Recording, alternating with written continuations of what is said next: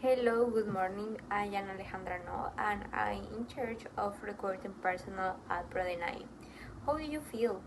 Hi Alejandra, it's nice to meet you. I feel very excited about this interview. What about your day? Actually, very good.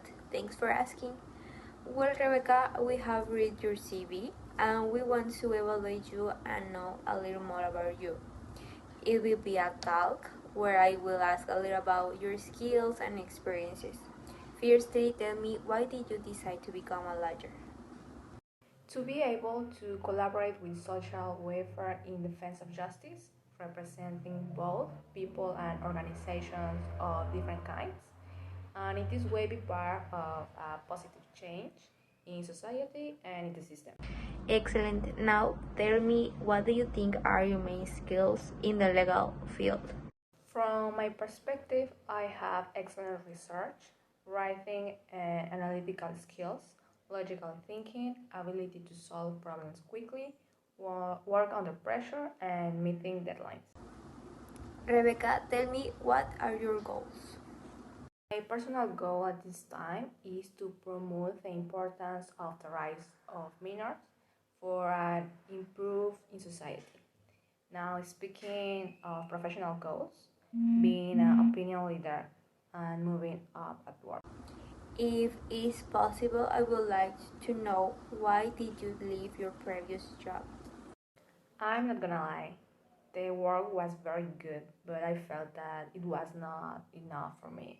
I want to focus on minors. I would like you to tell me, what has been your most difficult moment as a lawyer. I specialize in the criminal area, so many of the cases are difficult to see as those that involve crimes against the life or integrity of a person. So I couldn't find only one as the most difficult. Every day I have to see situations that are not pleasant. How were you able to overcome that moment? I always try to think positive so that the situation doesn't harm my perception. Since my clients need the best of me because they're going through a complicated situation. Rebecca, why have you decided to apply as a public defender in this institution? Because working at Prodenai will allow me to identify the violated human rights of the children of the state and seek their restitution through legal advice. When was the last time you worked in something similar to what this institution is in charge? A few months ago, I had a case in which a mother and her children suffered physical and psychological violence from her husband. The mother, after years of abuse, decided to file a complaint. We know that in this institution different cases can be present. How would you react if you were asked to work on a case that goes opposite to your ethical principles? My job as a lawyer is that the person I represent has a fair trial. So I'll have to put principles aside, ensure that my client receives that fair trial, and let the system take care of sanctioning if that were the case. I know that for many people, this part of putting aside their ethics is difficult. How do you see it, Alejandra?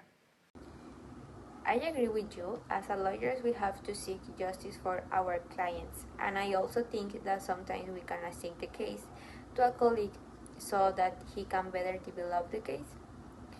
Well, we know that there are many public and private institutions in this field. Why choose us? As I said, I want to work and ensure the rights of minors, especially if the institution is in the public sector, since many people are interested and only think about the money that the private sector can lift. This has been the last question from me. However, I am at your disposal if you have any questions or doubts. Do you have any? Perfect. I just have one question for you. What are the next steps in the selection process? In the course of this week, if you were selected, you will be calling you to inform you a new meeting for final agreements. Thank you for this opportunity. Thank you for your time.